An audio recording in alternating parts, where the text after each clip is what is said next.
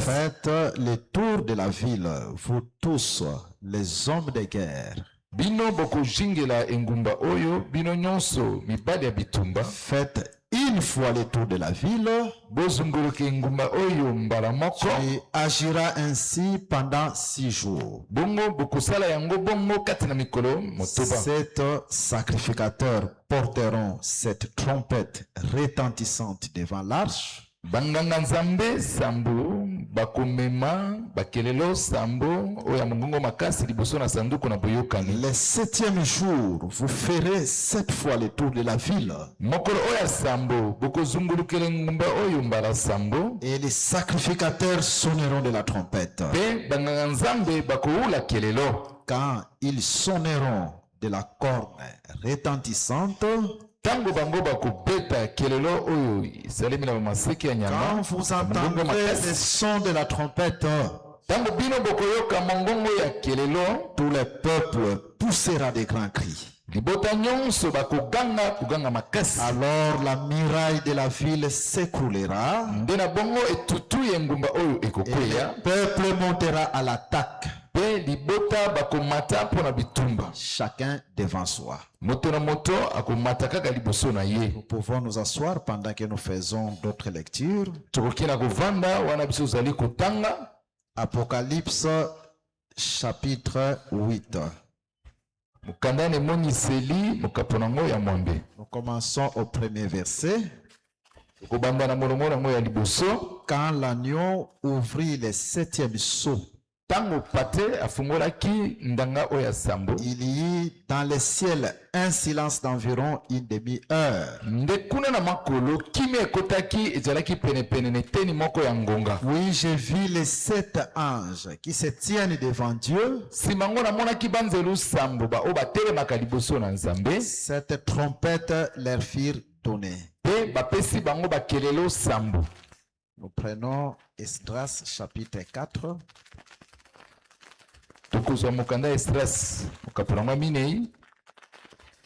Et là, nous allons commencer à lire à partir du premier verset.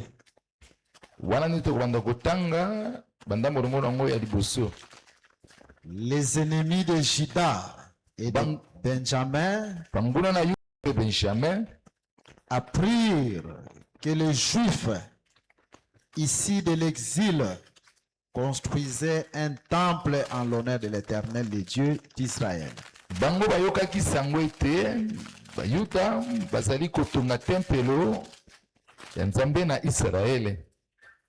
Ils vinrent alors trouver Zorobabel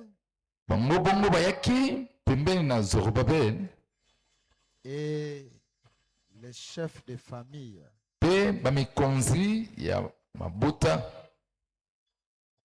pour leur dire: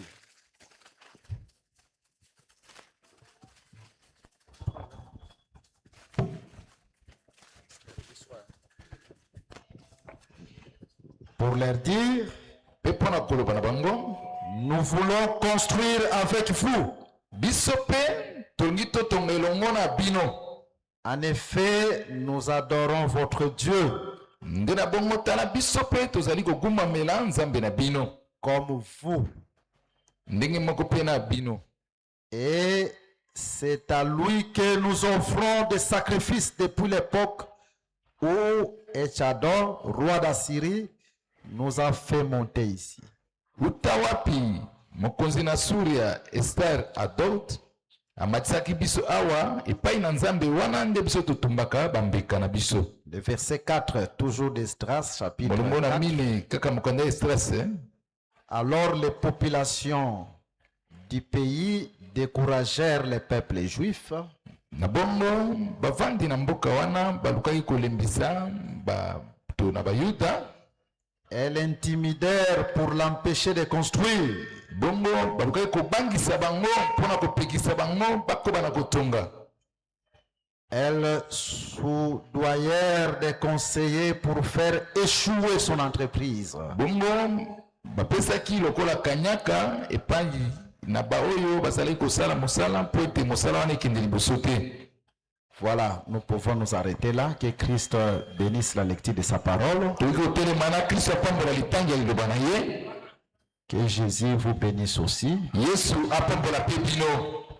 Qu'il nous bénisse tous, ainsi tous les serviteurs de Dieu qui sont présents. Est-ce que vous croyez que Jésus est parmi nous? Acclamez-le fortement. Mérite la gloire. Acclamez le Seigneur, c'est aussi une écriture. C'est aussi une écriture. Dans le livre de Psaume. Voilà. Qu'il soit loué, qu'il soit glorifié. Parce qu'il le mérite. Les chantres, vous avez bien chanté. Sauf que vous êtes venus en retard.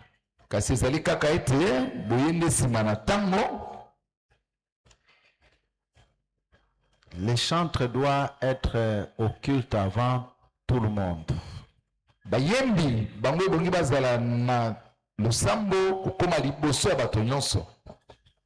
D'après une écriture de la Bible. Psaume chapitre 100. Au verset 4, il est dit: entrez dans ses portes avec des louanges. Donc quand nous sommes en train d'entrer dès le début du culte, avant même le président du culte, comme le doyen est là, ne passe. Mais vous êtes en train déjà d'agrémenter le culte. Il faut savoir que vous êtes aussi les serviteurs de Dieu. Et quand nous faisons un travail avec amour, le Seigneur aussi nous paye.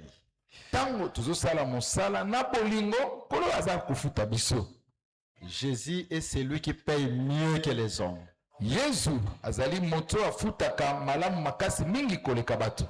Alors ma prière est que le Seigneur vous fortifie pour son travail, d'être là bien avant, et tout pour la gloire de notre Seigneur Jésus-Christ. Il y a des questions auxquelles nous allons d'abord répondre.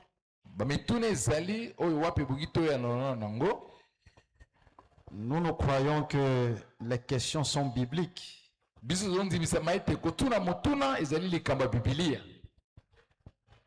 Si par exemple, pendant l'enseignement, vous n'avez pas compris,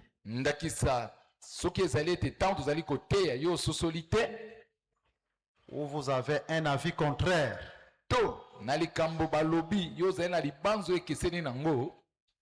vous pouvez poser votre question, c'est biblique.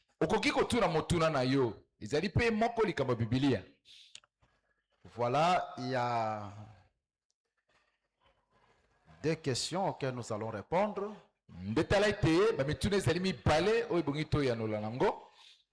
La première question, j'ai vu deux personnes qui me l'ont posée. Apparemment, c'est une préoccupation.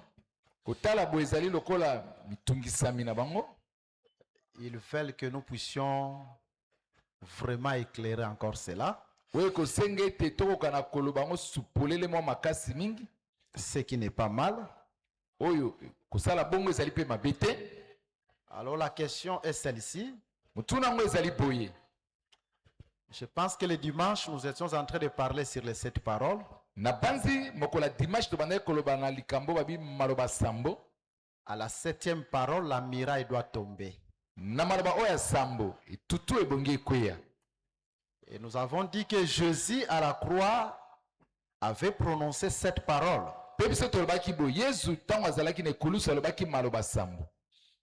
Et à la 7e parole, la muraille était tombée. Pe na maloba oyo ya sambo etutu ekweyaki.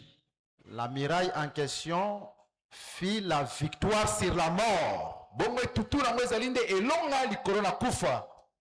Parce qu'à la 7e parole, l'Écriture nous dit, les tombeaux s'ouvrirent. Po ete likoma elobi na biso ete na maloba oyo ya sambo bakunda efungwamaki.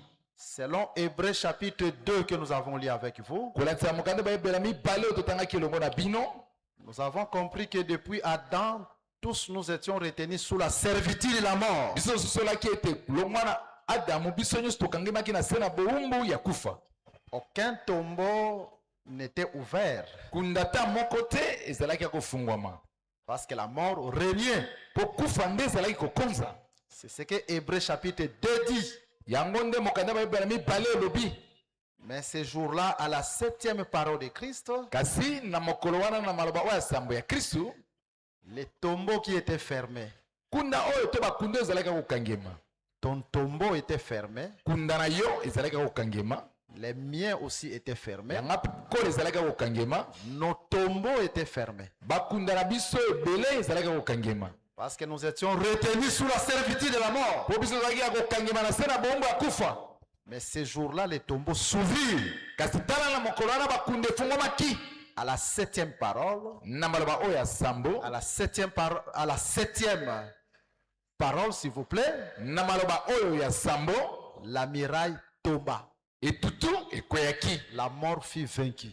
Bongo balongaki kufa. C'est ce que nous avons dit. Yango nde tolobaki. Et nous cessons de l'exhorter en vous disant, Pe tozotika te kolonisaka bino koloba boye. croire que nous vivons un temps où la mort n'a aucun pouvoir sur toi. Ebongi bondima ete ntango tozali kobika kunda ekufa ezali susu na bokonzi te likolo na bino. La mort n'a aucun pouvoir sur ta vie, Kufa eza te na bokonzi moko te likolo na bomoi na yo. sur ton travail, Likolo ya sur tes mosala na- affaires. likolo ya bamisala na La yo. mort n'a aucun pouvoir sur tes projets. Kunda eza te na nguya, kufa eza te na nguya moko te likolo ya mabongisi na yo. Il faut croire que tu es victorieux à cause de la mort de Jésus. Ndimaka ete ozali molongi mpo na kufa na Yesu Kristu.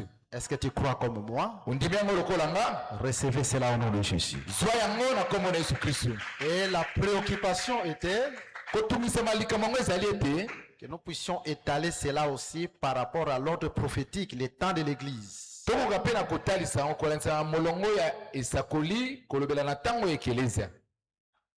On voulait aussi en parler, mais on n'avait pas du temps. Tolingaki mpe tolobela yango kasi tozangaki nde ntango. Parce que quand nous nous mettons devant vous, ce n'est pas que toute la Bible qu'on doit épuiser, non. Po ete ntango totelemi liboso na biso ezali te ete tokolobela bibilia nyonso mobimba.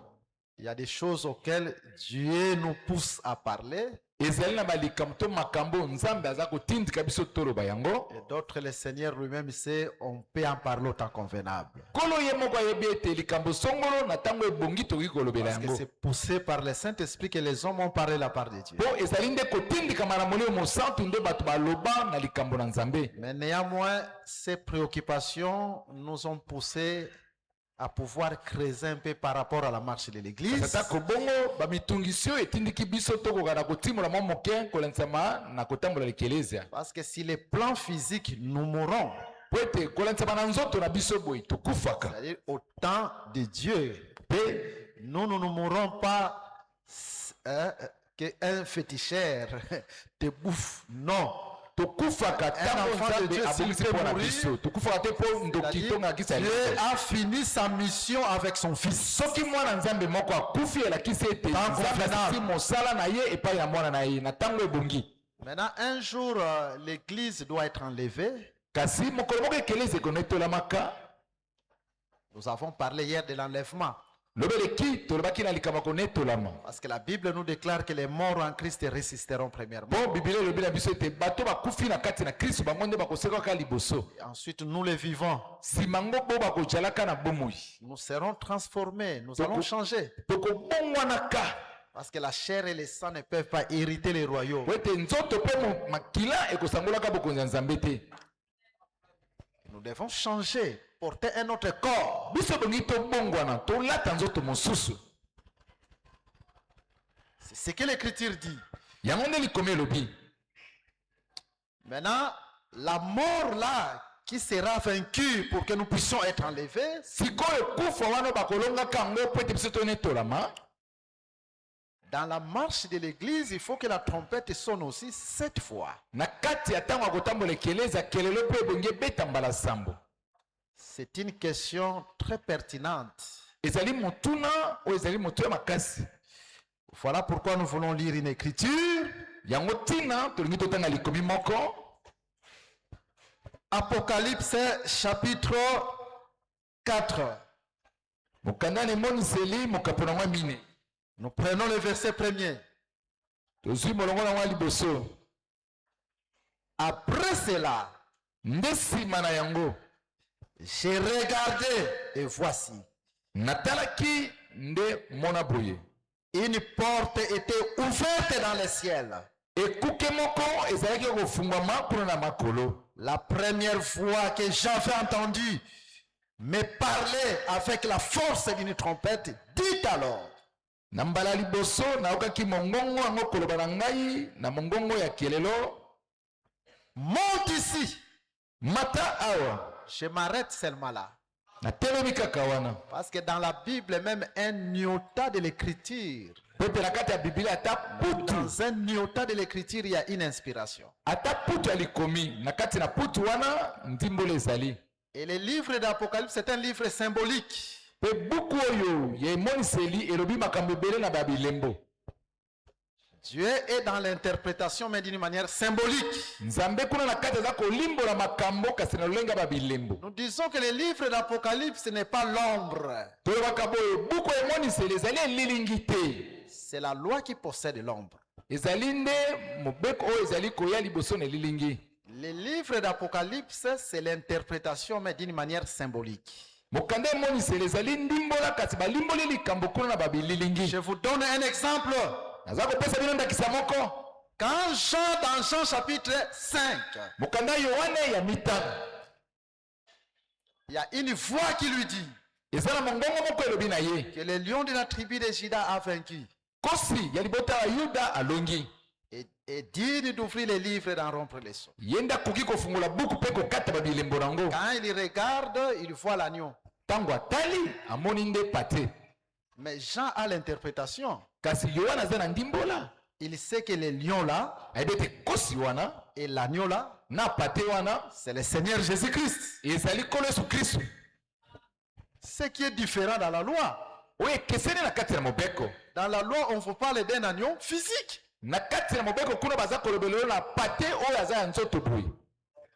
Dans la loi, on vous parle d'un lion physique. Na kati ya mobeko bazali kolobelelo na kosi oyo omonaka ye na zamba. Mais dans la grâce, dans le livre de l'Apocalypse, c'est un lion symbolique. Kasi na Pas kati ya physique. nkolo na kati na buku emoniseli ezali kosi oyo azali te pate azali nde elembo. C'est un agneau symbolique. Azali nde pate balobeli lokola En elembo. réalité, ce n'est pas un lion physique. Na bosolo ezali kosi te ya Ce nzoto n'est boye. pas un agneau physique. Kuna ezali pate te ya nzoto boye. Parce que ça nous parle du Seigneur Jésus-Christ. Po ezali koloba biso na kolo Yesu Kristo. Vous voyez la différence entre la loi et la grâce. Omoni bokeseni ezalaka katikati na mobeko mpe ngolu. Donc le livre d'Apocalypse, ce n'est pas l'ombre. Na buku na emoniseli ezali elilingi ya likambo te.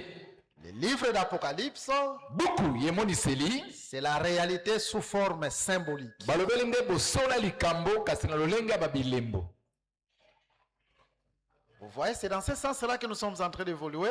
Omoni na lolenge wana nde toza kokende nango liboso. Maintenant, Dieu dit à Jean, Sikoyo Nzambe alobi na Yohane,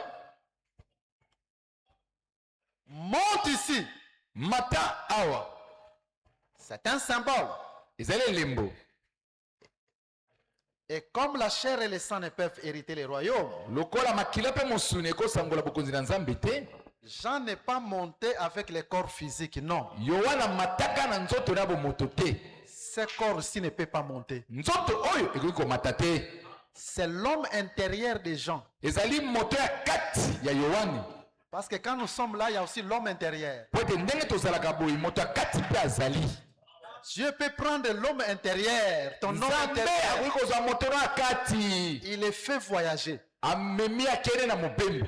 Et par l'homme intérieur, Nzela moto ya kati tu vois des choses célestes. omoni makambo makolo. Ce sont des choses aussi que nous pouvons palper. ezali mpe makambo tokoki komona tokosimba yango Parmi Obikela yango kati na biso Ces choses sont possibles. makambo mpe ekoki kosalema kati na biso Et le Seigneur aussi les fait. nkolo asalaka yango Quand on a dit monte ici, ce n'est pas ce corps. ntango abino ete mata awa ezali nzoto oyo te La chair et le sang ne peuvent pas monter, ne peuvent pas hériter. nzoto mpe makila ekoki komata te ekoki kosangola te Est-ce que vous avez compris? bososoli yango Mais d'une manière symbolique, kasi yango na lolenge elembo il est vrai que nous pouvons entrer dans plusieurs chambres dans cette écriture. eza solo na kati na likolo tokoki kokota na kati ya basuku Et ebele Dieu parle tantôt d'une manière, tantôt d'une autre. mpo nzambe alobaka mbala moko na lolenge songolo mbala mosusu na lolenge songolo D'une manière symbolique, na lolenge nanu ya elembo ça typifie aussi l'enlèvement de l'église. elobelaka mpe bonetolama ekelezia Monte ici. mata awa Jean comme étant un symbole. yohani ye lokola elembo Parce que Dieu a utilisé aussi Jean comme un symbole dans plusieurs écritures. mpo na kati ya bamakomi ebele nzambe asaleli mpe yohani lokola elembo Toujours dans le livre de l'Apocalypse. kaka na buku na emoniseli Je vous prends un exemple. nazweli bino ndakisa moko Quand Jean est en train de regarder dans le ciel, ntango yohani azali kotala kuna na likolo ya makolo sur la terre et sous la terre, na se na mabele mpe na se na kuna na mabele personne n'était digne d'ouvrir les livres moto moko te akokaki mpo na kofungola buku et d'en rompre les seaux. mpe kokata babilembo nango Jean pleurait. yohani alelaki Donc il y a un temps où les livres étaient encore fermés. ezali na ntango moko buku ezalaki na kokangema En ce temps-là, Jean doit pleurer. na ntango wana yohani ebongi alela Il y a un temps où les livres est ouvert. ezali mpe na ntango moko buku ezali ya kofungwama Là, Jean cessa de pleurer. wana yohana atiki kolela Mais ces deux temps-là, ce sont deux temps prophétiques. batango mibale wana ezali batango ezali kolobela esakoli Le temps du livre fermé, c'est durant tout le temps de la loi. ntango buku ezali ya kokangema ezali ntango nyonso ya mobeko Le temps où le livre est ouvert, ntango buku efungwami c'est le temps de la grâce. elobeli nde ntango ya ngolu Voilà pourquoi dans Apocalypse 4, nde tala ntina na mokanda emonisela minei Jean voit une porte ouverte dans les cieux. yohane amoni ekuke moko kofungwama na makolo Le livre est ouvert. wana buku eza kofungwama Mais dans la loi, la porte du temple, kasi na ntango ya mobeko ekuke ya entre les tempelo lieux saints et les lieux très saints, était fermée. oyo ezalaki katikati na ndako esantu na ndako esantu esantu ezalaki kokangema Ce sont des temps prophétiques. wana ezali batango mibale esakoli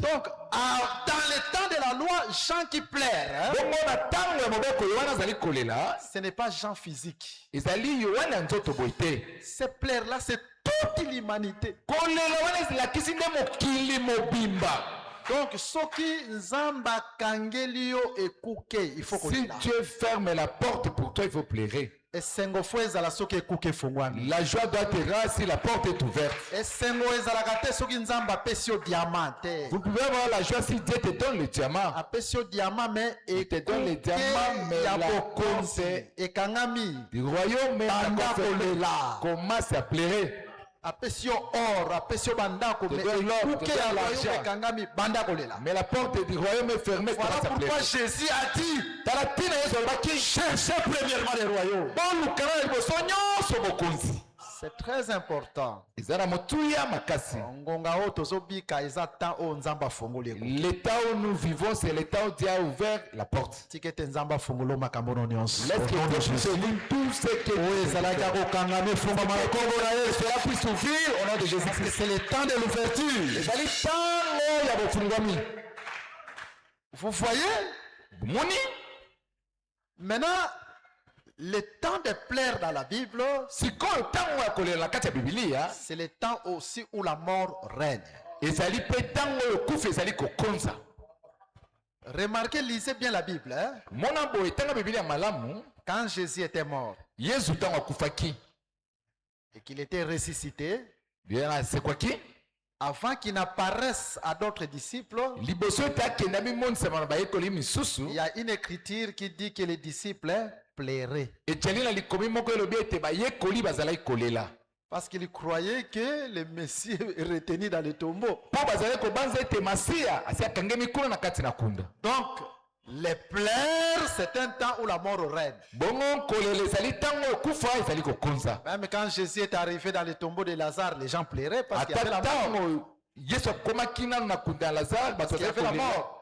mpo ezalaki kufa Mais nde quand ezalaki kufa. Lazare était maturité. kasi ntango lazare asekwaki Bateau nyonso babande kolela ici. tous ces gens-là qui pleuraient, c'était la fin de C'est là que leur nous pleurs. comprenons que quand le livre est fermé, donc la mort règne. wana tososoli ete ntango buku ezali kokangema kufa nde ezali kokonza. Mais quand le livre est ouvert, si ntango buku efungwami la mort n'a plus de pouvoir. kufa to liwa eza su na bokonzi te. Et que la yamoura kombora Yesu Masiya. Puisse vivre ça au nom de Donc Jésus-Christ. c'est là que nous disons que Jean qui plairait, c'est un symbole. na likambo wana nde tolobi ete yohana azalaki kolela ezali kaka elembo. Et même dans cette écriture, nous prenons aussi Jean comme un symbole. ata likomi oyo tozwi mpe yohana lokola elembo mata awa.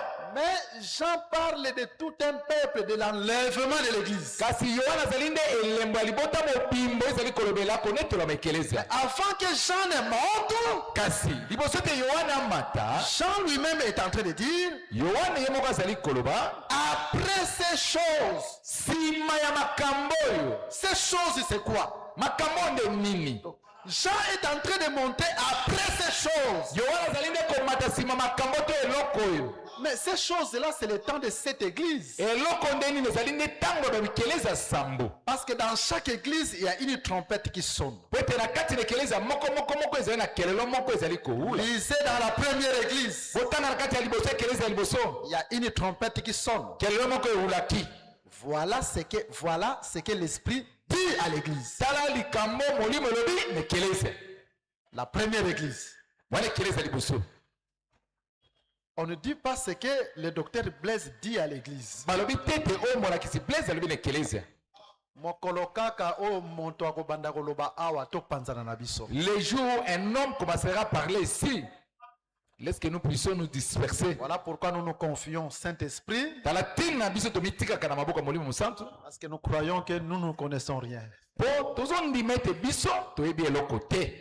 Et j'ai aimé quand l'apôtre était en train, le doyen était en train de donner la requête, il a dit que nous puissions nous confier au Saint-Esprit. Pe nasepelaki ete ntango kulutu mokabelo samba azali kopesa ete tosambela boyabi tomitika na molimo musantu. C'est que l'Esprit dit.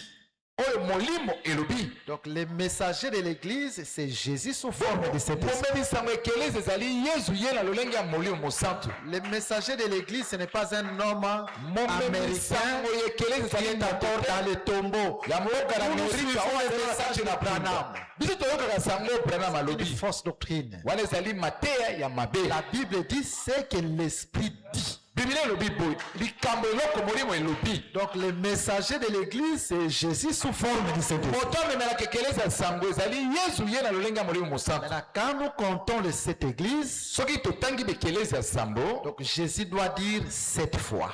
yesu ebengi aloba mbala sambo. Maintenant, après ces 7 fois, nsima ya koloba bongo mbala sambo wana la miraille doit tomber. etutu ebongi ekweya Parce que nous devons monter. po biso ebongi tomata. La miraille qui tombera, etutu ekokweyaka ces corps, nzoto oyo. ces corps sera transformé. nzoto oyo ekobongwanaka. Et les corps que nous allons revêtir, la mort n'aura plus de pouvoir. mpe nzoto tokolataka kufa ekozalaka su te na nguya likolo nango. Ça, c'est dans l'ordre prophétique de l'église. wana ezali kotalisa na molongo esakoli. C'est dans ce sens que nous avons voulu d'abord répondre à cette question. na lolenge wana nde tolingana na toyanola na mituna wana. Voilà, l'autre Oui. question, motuna mosusu c'est par rapport à une écriture. ezali kolandisama na likomi moko.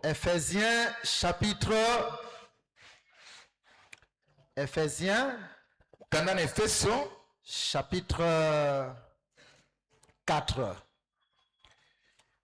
Parce que le verset Verset 8, je mine. pense. Le verset 8. molongo nango ya mwambe.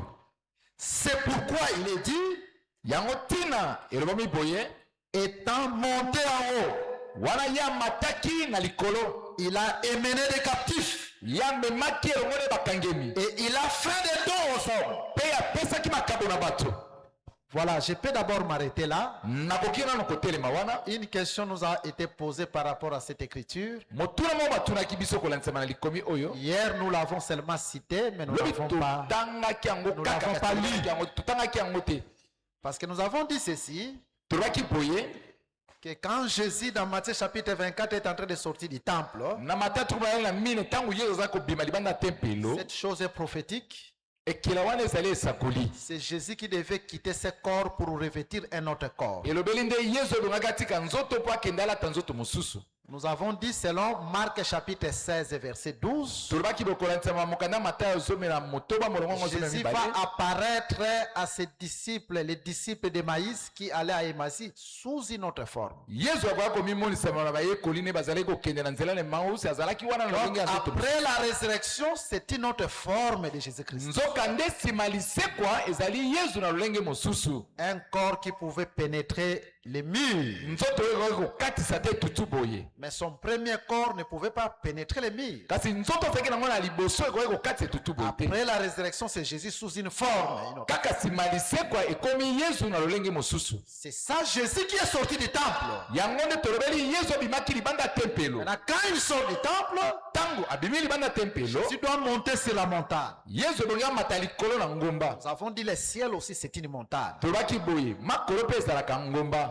Donc, après sa résurrection, plusieurs jours après, Jésus est monté au ciel. Bongo nsima lisekwa ne mikolo ebele nsima Yesu amataki na makolo. Mais Jésus n'était pas monté seul, il était monté avec les disciples. Yesu amataki ye moko te, amataki elongo na bayekoli. Nous avons dit que même dans les livres de Matthieu, les 4 évangiles là, Tolobaki c'est boye. encore l'ombre avant la Ata na mort de buku ya Jésus. Matayo basango malamu bakomi mine wana ezali kaka elilingi Avant la mort de Jésus-Christ. liboso ya kufa na Yesu Kristo.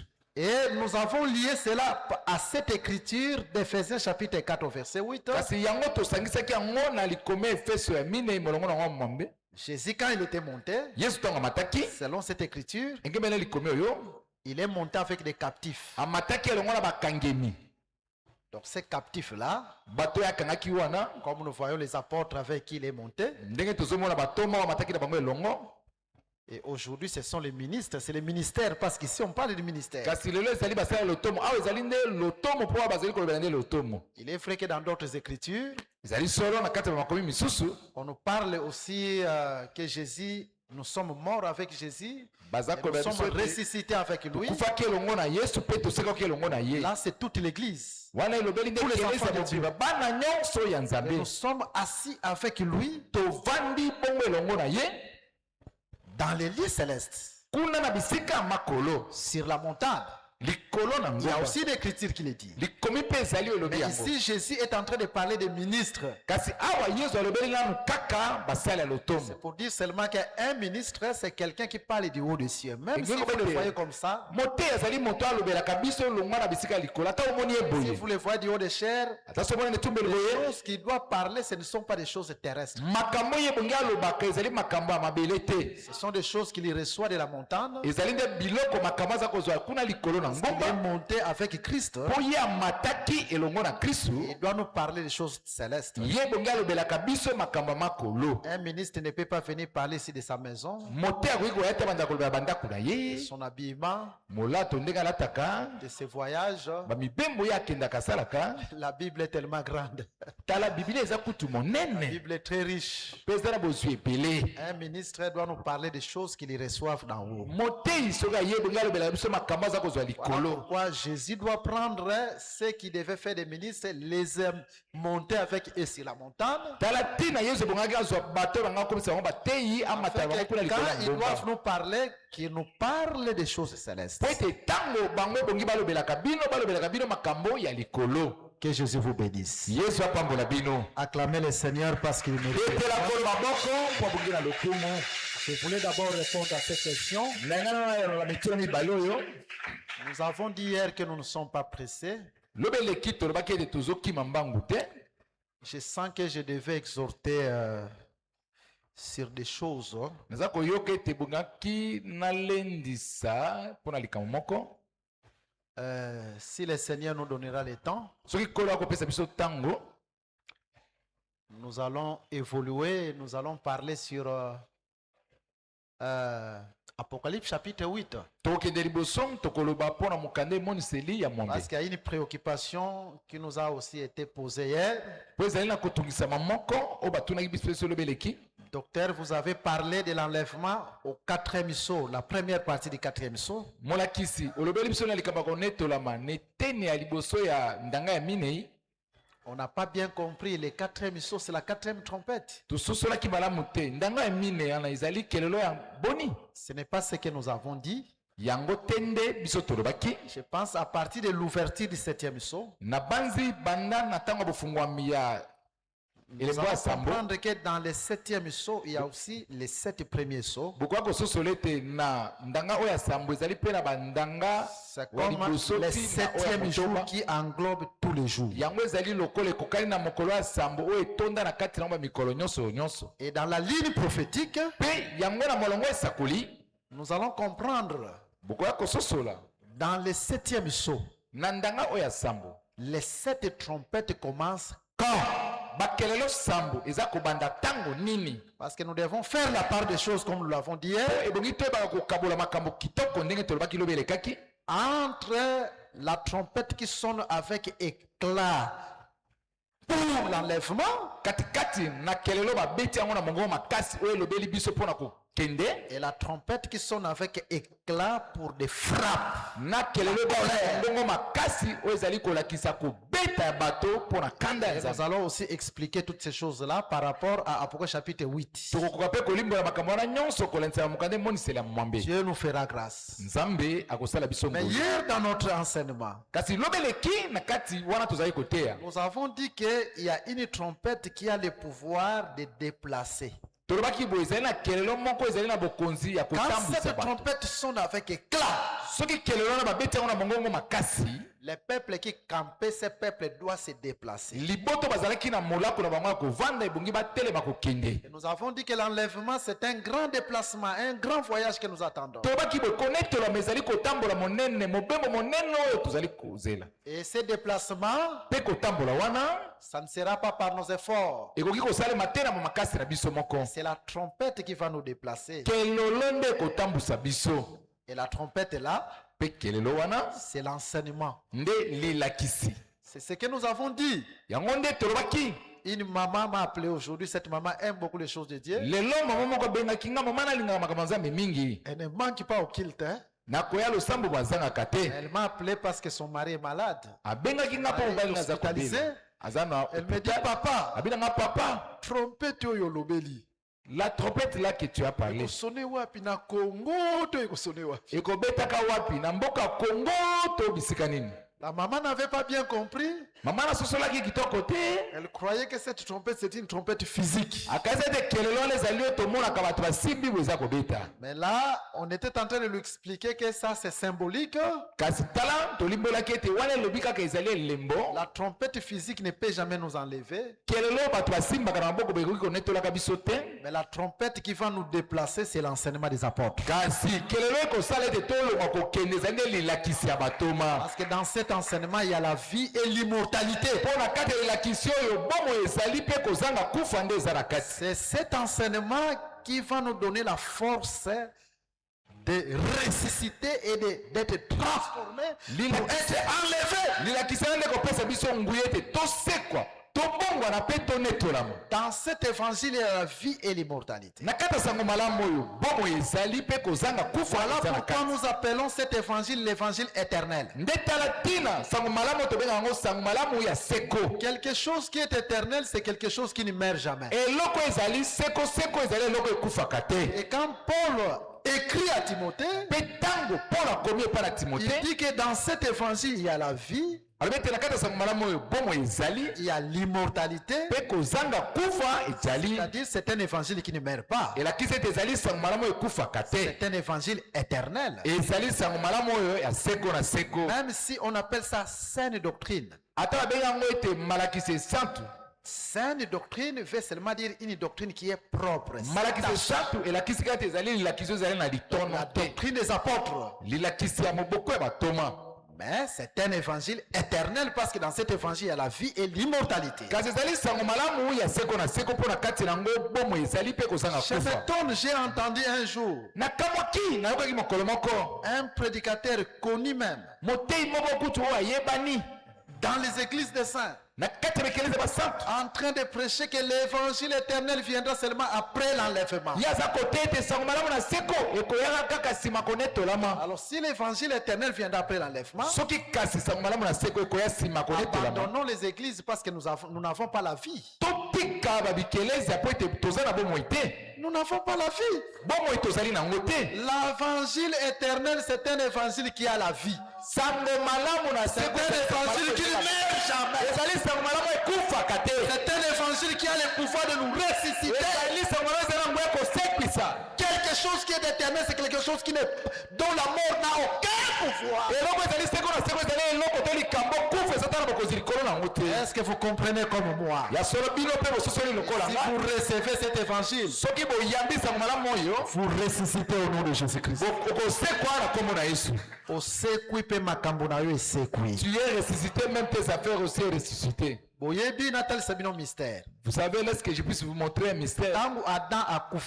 Quand Adam était mort, tout ce qu'il avait était aussi mort. Les animaux n'avaient plus peur de lui. Pour qu'ils puissent manger, c'était devenu difficile. Pourquoi? Parce qu'Adam était mort. Cela veut montrer que quand Adam sera ressuscité, toutes choses aussi seront aussi ressuscitées. Cela veut dire que si Dieu veut te visiter, tu crois à l'évangile, et tu as la vie de l'évangile, Dieu aussi va ressusciter tes affaires. Est-ce que Dieu puisse ressusciter votre santé, puisse ressusciter ses affaires, puisse ressusciter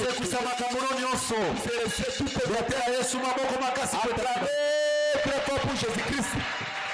Un évangile qui a la force de nous déplacer par l'enlèvement. C'est cet évangile qui va nous transformer, va lutter contre la pesanteur de Seigneur Jésus-Christ. Maintenant, écoutez, nous avons exhorté ceci, que de même que cet évangile a le pouvoir de nous déplacer, pour l'enlèvement, évangile est capable de changer position. Cet évangile aussi tu étais un pauvre, mais tu vois que Dieu a changé ta vie. Il faut dire que vie na yo dépendaka na yo moko te. Faut croire que ta vie ne dépend pas de toi-même. De te déplacer d'un lieu à un autre. Nzambe azala makokia kolongolo awa capable de changer vie na yo. Célibat et oumeli metango ndimi omoni penza que célibat plus beaucoup de temps, tu vois que Nzamba pesio mobali pe habillé au dima qui te robala. Tu ne crois pas que tu as marié pour sani. Là j'étais avancé sur le bala. Dieu te donne aussi un bagage. Évangile échange à moto position. L'évangile est bon qui na un tel endroit et changer en place mususu. Vous allez qui nesika Congo et même mieux nesika mususu. Makamuna we bande ko tambola te. Ta affaire ne marche pas. Makamuna we komi ko tambola. L'évangile commence à marcher à cause de l'évangile. Pour soit atteint $1000 na nos. Pour avoir ne fils que $1000 qui n'ont jamais réussi. Capable de saloba. L'évangile est capable de kamisa na likambo. J'ai un témoignage d'un frère, hein. Nazana litatoli moko de mobali. C'est frère à Lubumbashi et à Lubumbashi. Il est venu de Kinshasa, il est allé faire ses études à Lubumbashi. Il me dit, papa, moi j'ai étudié dans la pauvreté. J'ai grandi dans la pauvreté. Mais c'est l'évangile qui m'a changé. Ces frères aujourd'hui, si vous allez à Lubumbashi, ils vous construisent des villas, des fermes. Parce que Dieu lui a donné un très bon travail. Il n'est même pas un katangé. Mais Dieu l'a élevé. Mon fils, souvent quand je n'ai rien, je l'appelle moi. Toi-même tu le témoignes. Dieu qui t'a élevé. Azanga kate kozala reconnaissant. Il ne manque pas ya koyeba kozongisa matondi. Vous avez vu $50? Papa, vous avez vu $100? Vérifiez Papa, votre téléphone. Papa, Moi je crois comme soki nzambe mutapamboli mutu wana. Si Dieu a béni quelqu'un, Mutu wana kozala égoïste te. celui-là ne peut pas être un égoïste. Soko moni mutu akabaka te. Si tu vois quelqu'un ne donne pas, Landela bien bongo na ye. suis bien là où il y a reçu cet argent. Peut-être ça bonga ba condition. Peut-être ezali mbongo azwaki yango na bamibeko ebele. Pourquoi ce frère a beaucoup d'argent mais ne donne pas aux autres? bonga ba condition ezali hein. Ouais, bamboka bikela. Mais nzamba lobi. Et Dieu dit ceci. Dans l'écriture ya psaume. Na mokanda, L'écriture nous dit. likome lobi na biso. Oyo nga nazo pesa yo nzambe. Ce que moi je te donne toi Dieu, Nazui yango kaka pa na yo. je le récits toujours auprès de Quand toi. quelqu'un reçoit auprès de Dieu, il doit être reconnaissant. Songola zwi mbongo kote pa na nzambe ayebaka kozongisela nzambe ana matoni. Est-ce que tu crois comme moi? Yo pozo ndima lokola nga. Nzamba pesi yo mbongo. Dieu t'a donné l'argent. Lukaka d'abord que Dieu puisse Cherche avoir d'abord son intérêt dans ton argent. na kati na mbongo wana nzambe azalaka na litomba na kati. Les gens qui cherchent Bato balukaka lukaka. que dans son travail, Pe na kati ya mosala na ye. dans son argent, Na mbongo azali nango. que Dieu puisse avoir une part. Nzambe azalaka pe na eteni na loboko na kati. Les Seigneurs ne les abandonnent jamais. Kolo atikaka bango te. Même dans les moments difficiles, Ata na ntango bakaka quand ils invoquent, soki babeleli le Seigneur descend. kolo akitaka. Nzamba visite yo. Que Dieu aya kotala yo. Nzamba visite yo. Que Dieu aya kotala yo. Loba o échanger condition na yo. Et déplacer yo. elongolo esika ozalaki ya pasi. Et oyo ozali ndenge osouffrir mingi. Onyokomi makasi. Mais que cette parole change ta condition. lilobo bongola makambo ozali. Cette parole te déplace. maloba etala elongolo esika. Est-ce que tu crois comme moi? ondimi yango lokola nga. Reçois cela au nom de Jésus. zwa yango na kombo na Yesu Kristu. Il faut échanger condition na yo. Ozalaki mopakano makasi mes paroles ont été déplacées. obongola bomoi na yo soki ozalaki Mwana Nzambe.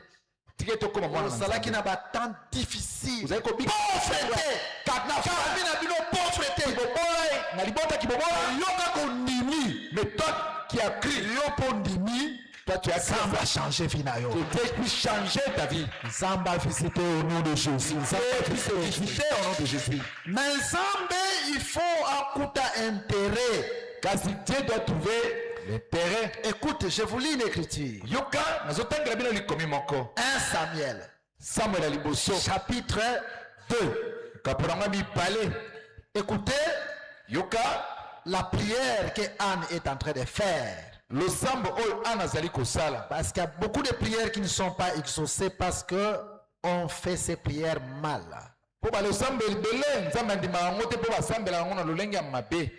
Voilà, nous sommes dans le livre d'un Samuel au chapitre 1er. tozali na mokanda Samuel ya liboso mokapo yango mpe ya liboso. Nous commençons à lire à partir du verset 9. tobandi kotanga na molongo nango ya libwa. Anne s'éleva Anne atelemaki. après que l'on y mangeait et bu à Silo. Sima koloba na ete lia mpe mela na mboka Silo. Le sacrificateur Élie était assis sur son siège, nganga nzambe Eli avandaki likolo na près de kiti la porte du temple de l'Éternel. pembeni na moko na L'avertit bekute ya tempelo ya Yahweh. Michal. alobi azalaki na bololo. Elle pria l'Éternel et plaira abondamment. Am mpe alelaki mpe abelaki epai na Yahweh basopaki mpe nzoli ebele. On ne reste pas à la maison. soki oza na likambo bavandaka na ndako te. Quand on a un problème, on vient au temple. soki oza na likambo bayaka na kati na tempelo. Cet endroit, Dieu donne des solutions par sa parole. nzambe apesaka biyano na nzela ya liloba na ye. Dieu donne des solutions que les médecins ne peuvent pas donner. nzambe apesaka biyano minganga bakoki kopesa te. Je vous dis la vérité. nganga nalobi na bino ya solo. Exemple, tu es possédé. ndakiso kagemi na milimo Des mabe. liens de famille, de coutumes, de traditions. baminyololo ya mabota ya bokoko. Qui peut te donner la solution? nani akoki kopesa biyano? Mais en ces lieux-ci, kasi na oyo esika par la parole et la prière, na nzela liloba mpe mabondeli. le Seigneur change les vies des gens. kolo azali kobongola bomoi ya bato. Anne n'a pas croisé les bras. Anne akangai maboko te. Elle s'est déplacée, elle est allée au temple. Alongwaki pe akendeki na kati ya temple. Allez prier. Pour akokende kosambela. Maintenant, écoutez sa prière. Ça c'est puis yoka losambo na ye. Elle fit un vœu, le vœu suivant. Bongo ya sambelaki alobaki. Éternel maître de l'univers. Seko kolo mokili.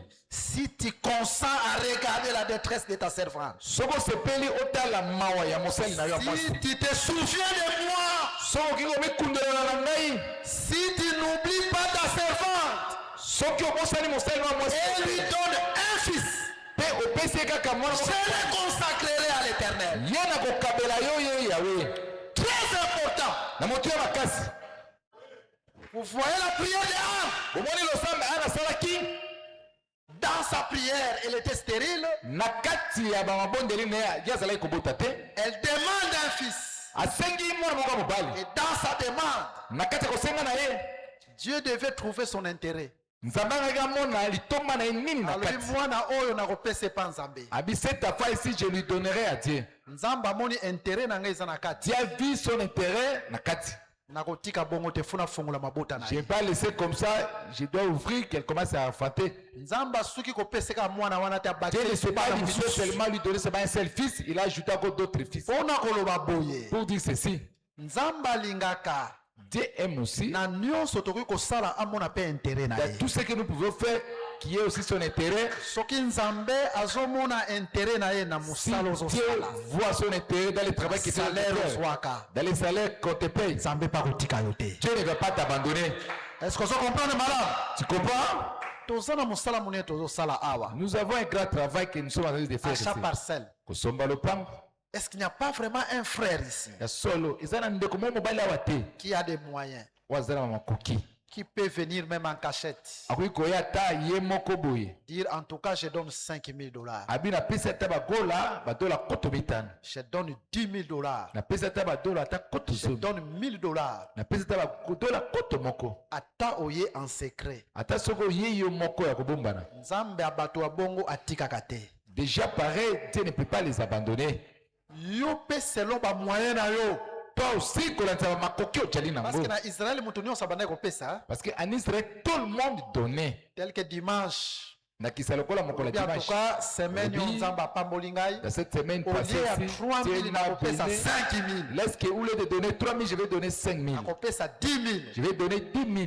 Nzambe tango azomona intérêt na ye. Dieu, quand il voit son intérêt, Intérêt nanu ya bana na yo te. pas d'abord l'intérêt de tes mobali na yo te ya enfants, mwasi na pas yo te. l'intérêt d'abord de ta femme. D'abord l'intérêt na ye. Liboso nano litomba ya Nzambe. Nzambe akotika yo te. Dieu ne va pas t'abandonner. Yango losambo na nga na pokwa lelo. Voilà ma prière pour ce Pour soir. changer vision Nzambe pa ko changer makambo na yo. Change ta manière de voir. Nzambe pa kobongola Nzambe pa luka. mona offrande nyonso opesaka. Que Dieu puisse voir toutes les Dimi nyonso opesaka. toutes les dîmes que tu Apambo donnes. na yo pa kanisela yo. Qui Est-ce que ndimi lokola ngai? tu crois comme moi? Etela Yesu maboko makasi. Très fort pour Jésus-Christ. C'est le secret de la bénédiction.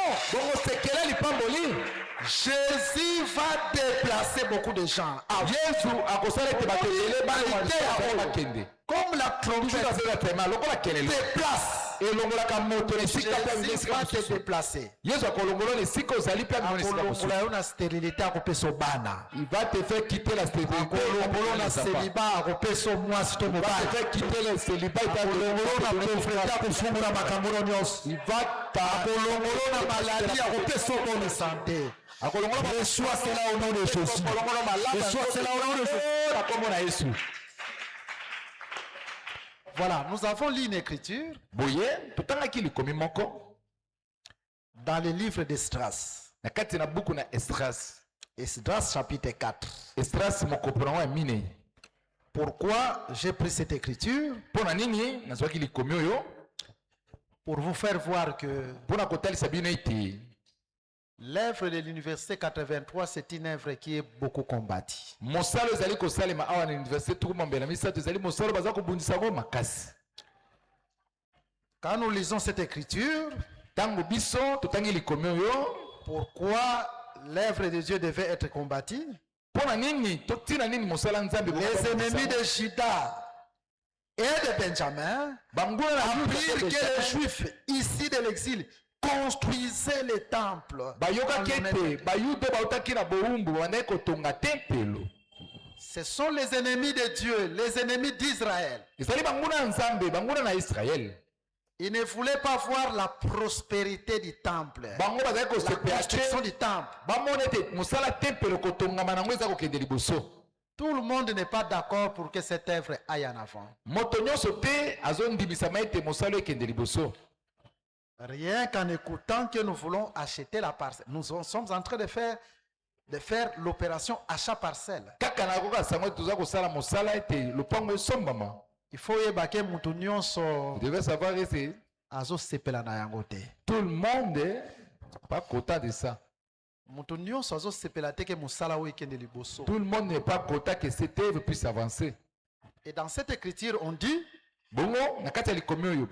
ces ennemis devaient venir par ruse, avec ruse.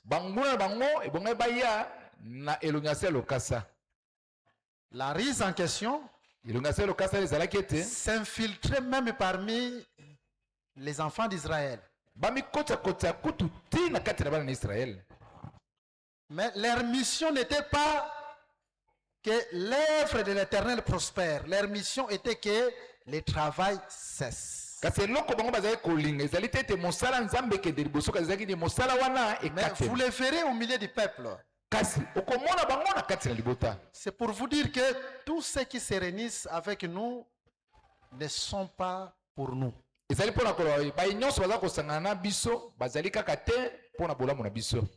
Comment on devait reconnaître leurs actes maléfiques? En lisant toujours Esdras chapitre 4, ils se sont infiltrés en décourageant les peuples, de façon que cette œuvre de construction du temple cesse. C'est parmi les armes que Satan utilise. Décourager les peuples de Dieu. Quand vous voyez un frère qui vient te décourage pour l'œuvre que nous avons d'acheter d'autres parcelles, sachez qu'il n'y a rien de nouveau sous le soleil. Dieu a tout mis par écrit. Vous voyez ces gens aussi, se sont infiltrés pour décourager. Même si vous voyez un frère ou une soeur te décourager pour fréquenter les cultes, faites très attention. Tout est déjà écrit. Si un frère, une sœur a un problème contre un serviteur, il y a une procédure doctrinale. Dieu dit, si tu as un problème contre ton frère, va le voir. Mais si vous voyez un frère ou une sœur commence à s'infiltrer, tout a déjà été écrit. Il ne faut pas te laisser emporter. Nous avons un grand combat. Mais nous croyons qu'avec Dieu, nous ferons des exploits. Et si Dieu est pour nous, qui sera contre nous? Toutes les manigances, toutes les armes que Satan avait utilisées pour que l'œuvre s'arrête. Dieu était avec Israël. Il n'a jamais vaincu. Et si Dieu est avec nous, lui qui a commencé avec cette œuvre, nous allons acheter ces parcelles. Et Dieu va se glorifier. Même la vie na yo, même dans ta vie, si Dieu est avec toi, même Satan, si c'est le tu es victorieux au nom de Jésus. C'est vivre ça au nom de Jésus. Acclamez fortement le Seigneur parce qu'il est comprendre Dieu a tout mis par écrit. Il y a des vases que Satan utilise. Vous savez, la semaine passée, j'ai fait un songe pour cette église. Je ne l'ai même pas dit au ministre. J'étais en prière les 7 jours. J'ai fait 3 jours. J'ai fini. J'ai fait 1 jour. J'ai fini. J'ai fait encore 3 jours. Je suis descendu le vendredi la semaine passée. J'étais tellement fatigué. Après la descente de la prière, je me suis dit que je devais un peu me reposer. Et pendant que je me reposais, j'ai vu un songe, une vision, un songe. Et dans ce songe-là, je voyais 2 équipes de football. Ces équipes-là, c'était des équipes compétitives. Un match rigoureux. Alors, l'équipe que nous étions en train de soutenir, cette équipe a marqué un but victorieux difficilement. Nous étions contents. L'équipe a marqué. C'était après la prière de 7 jours. Hein? Mais l'arbitre, il devait avoir le dernier mot pour valider, était loin.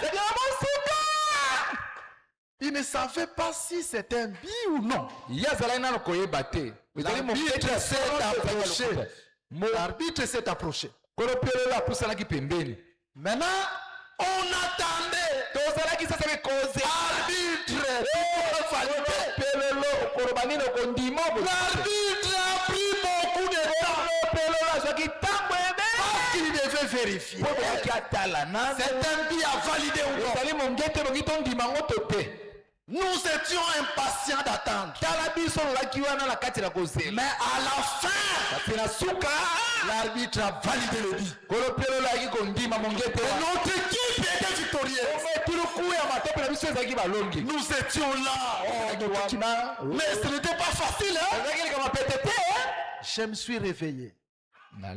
J'ai dit Seigneur merci parce que j'avais beaucoup prié aussi pour l'église pendant cette prière. Nous devons prier pour notre église. Le temps que nous sommes en train de traverser, nous devons accomplir l'écriture de Néhémie chapitre 4. Pendant qu'il bâtissait la muraille, chacun avait son arme. Il faut veiller. Veiller dans la prière. Il ne faut pas dormir. Le temps que nous sommes en train de traverser, j'avais beaucoup prié aussi pour l'église dans cette prière. Alors j'ai compris une chose parce que j'avais directement l'interprétation du songe. J'ai compris que l'équipe que nous soutenons, c'est cette œuvre. La victoire est là. Mais cette victoire n'a pas été facile. Hein? Parce que l'arbitre a tardé avant de valider. Même si ça tarde, même si, mais fin de fin, l'arbitre va valider.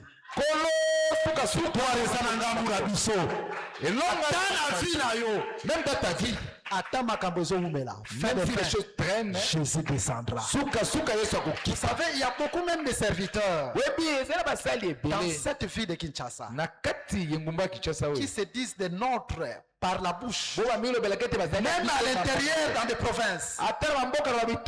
Ils disent les nôtres dans la bouche, mais ne sont pas avec nous. Ils ne veulent pas voir cette œuvre avancer. Mais nous croyons que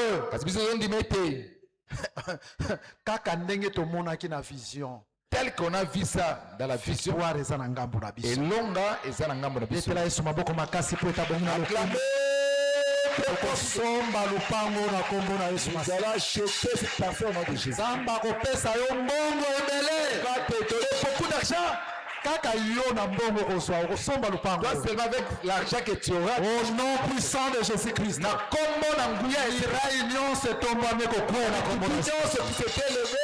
Elonga ezala tombola biso. Betela Yesu maboko, betela Yesu maboko, betela Yesu maboko. Acclamez Yesu akongi na lokumu. Jésus mérite la gloire, mérite de gloire. Yesu akongi na machanzoli. Mérite la louange. Nous allons nous élever pour la prière. C'est demain que nous allons exploiter Apocalypse chapitre 8. Tout le monde en a toujours, nous croyons que le Seigneur est vivant. Voilà, nous allons dire quelque chose. Dans la prière, Jésus